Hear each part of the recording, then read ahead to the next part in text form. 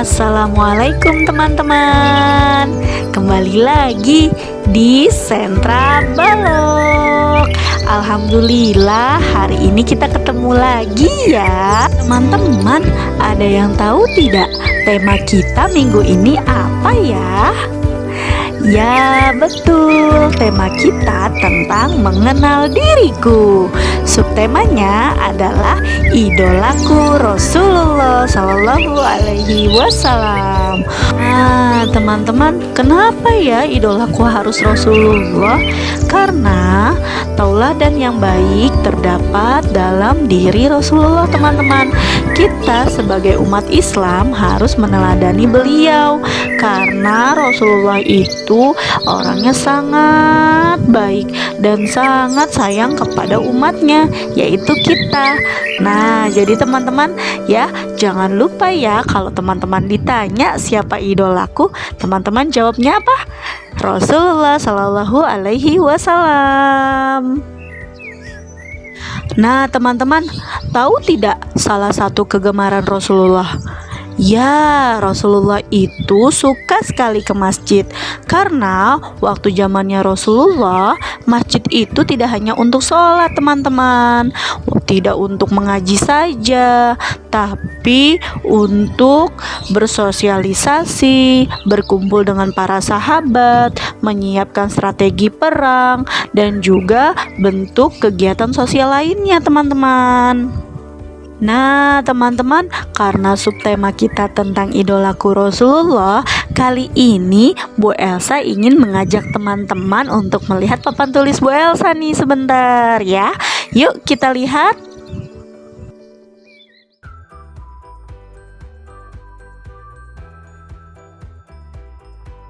Nah teman-teman, tahukah teman-teman ini masjid apa? Ya, ini adalah Masjid Nabawi. Nah, teman-teman, masjid ini terletak di Madinah dan masjid ini dibuat oleh Rasulullah loh. Nah, teman-teman, untuk lebih lengkapnya, yuk kita saksikan video ini. Kisah Nabi Muhammad Sallallahu Alaihi Wasallam, pembangunan Masjid Nabawi di Madinah. Pembangunan Masjid Nabawi menjadi langkah pertama yang dilakukan Rasulullah setibanya di Madinah. Beliau ingin menjadikan Madinah sebagai negara yang dibangun dengan pondasi keberkahan. Untuk mewujudkan hal tersebut, maka kaum muhajirin dan kaum ansor bahu-membahu dalam proses pembangunan masjid. Setelah beberapa hari tinggal di Madinah, Rasulullah berkeinginan untuk membangun sebuah masjid yang memiliki banyak fungsi, jadi tidak terbatas sebagai tempat sholat.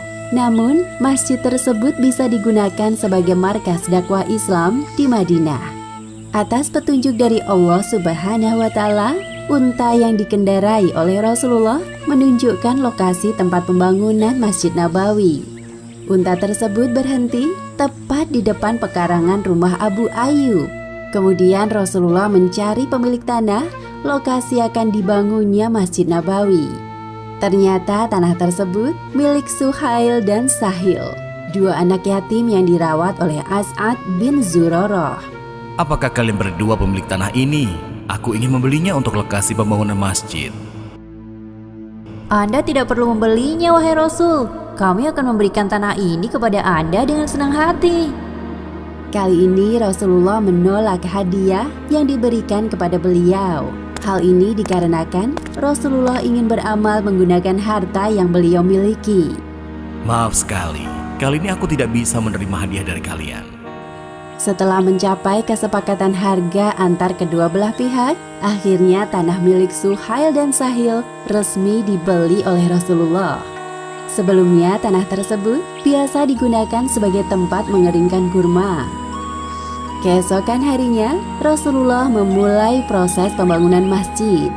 Hal pertama yang perlu dilakukan adalah meratakan tanah dengan menebang pohon kurma, lalu memindahkan kuburan tua milik kaum musyrikin yang terletak di dekat lokasi pembangunan masjid.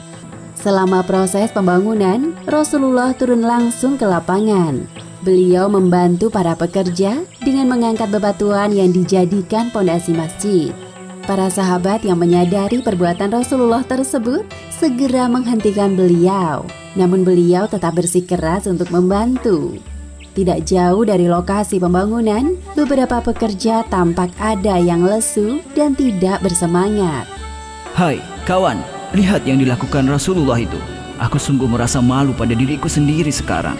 Jika hanya duduk dan melihat, sedangkan Rasulullah terus bekerja, kita benar-benar telah berbuat zalim. Baiklah, mari kita kumpulkan semangat lagi untuk bekerja lebih keras dari sebelumnya. Ayo, semangat!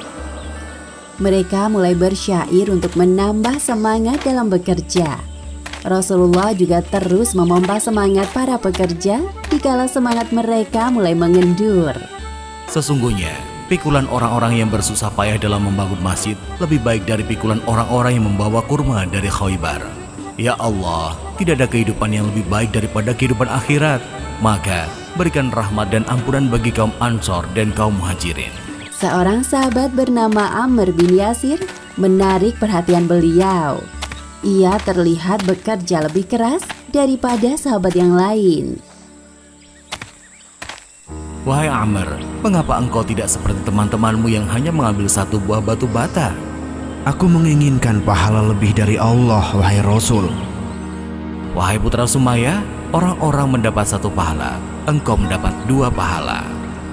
Masjid Nabawi di awal pembangunannya didirikan dengan sangat sederhana. Pondasi masjid berasal dari bebatuan yang keras, dindingnya dari batu bata yang dibuat dari tanah liat. Tiang-tiang masjid berasal dari batang kurma, sedangkan untuk atapnya diambilkan dari pelepah daun kurma. Masjid Nabawi memiliki 3 pintu masuk yang dibuat dengan sederhana. Selama kurang lebih 12 hari, akhirnya pembangunan Masjid Nabawi rampung dengan penampakan yang sederhana. Masjid ini juga belum dipasang lantai, jadi kaum muslimin sholat dengan beralaskan tanah. Bahkan pintu masjid dibuat dengan sangat sederhana. Tidak semua dari kaum muhajirin bisa membangun rumah di Madinah. Hal ini disebabkan karena harta yang mereka miliki telah dirampas oleh kaum kafir Quraisy sewaktu berhijrah. Oleh sebab itu, sebagian dari kaum muhajirin terpaksa tinggal di serambi Masjid Nabawi. Mereka disebut sebagai Ahlu Suffah atau orang yang tidak memiliki rumah. Rasulullah sangat memperhatikan kesejahteraan kaum muhajirin. Tentunya tidak mudah bagi mereka untuk menyesuaikan diri hidup di tempat yang baru. Apalagi mayoritas penduduk Mekah adalah pedagang, bukan petani seperti penduduk Madinah. Disinilah tugas Rasulullah untuk membina para ahlu sufah dibantu dengan para sahabat lainnya. Tidak hanya menampung para ahlu sufah, Masjid Nabawi juga berfungsi sebagai tempat berdiskusi antar sahabat, arena latihan bela negara, tempat pengobatan orang sakit, bahkan sebagai tempat tahanan. Hikmah yang dapat kita ambil dari kisah ini, pertama, hendaknya kita berlomba-lomba dalam beribadah, beramal solih, dan bekerja dengan niat mencari keridhaan Allah. Dan kedua, barang siapa yang membangun masjid di dunia, meskipun kecil, maka Allah akan membangunkan untuknya rumah di surga. Wallahu a'lam bishawab. Nah, teman-teman sudah tahu ya ceritanya pembangunan Masjid Nabawi, dan Masjid Nabawi itu sampai sekarang masih ada loh teman-teman, dan sangat megah. Wah, nah teman-teman, oleh karena itu kita langsung masuk aja yuk kegiatan Sentra Balok, yaitu membuat Masjid Nabawi dari kotak kue. Silahkan Bu Yeti. Teman-teman, hari ini kita kegiatannya membuat masjid. Teman-teman boleh ambil kertas kegiatannya di Sentra Balok ya, di plastik Sentra Balok. Yang pertama kita buat, yaitu kita keluarkan bahannya kardus, terus ada kertas asturo, nanti kita gunting, kita gulung, terus ada kertas coklat, ada mangkok, nah terus ada alat yang lain, gunting, ada juga lem. Nah sekarang kita buat dulu cara membuat masjidnya. Yuk teman-teman, doa sebelum bekerja. Bismillahirrahmanirrahim. Pasang.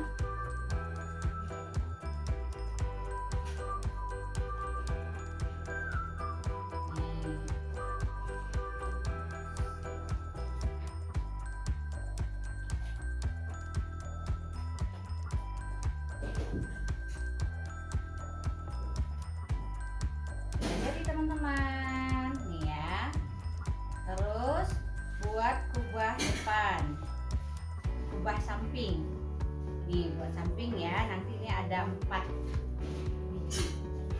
Kita buat pertama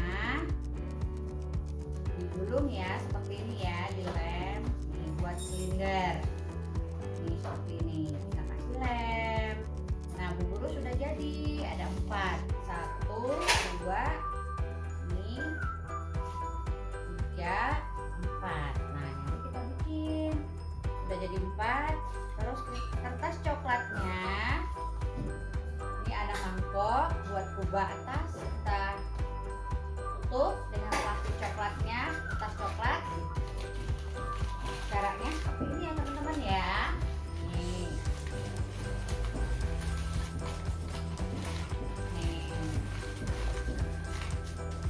Terus kita taruh lagi, kita bikin kubahnya pertama nih. Nah kita sesuaikan. Terus kita buat lagi tiang luarnya dari kertas asturo. Jadi seperti ini ya teman-teman ya, sudah jadi. Kita taruh sini. Terus 2, tiangnya ada 4 ya teman-teman. Nih. Terus seperti ini. Nih. Nah teman-teman ya. Nah sini hasilnya. Teman-teman selamat mencoba. Terima kasih. Pasti teman-teman bisa.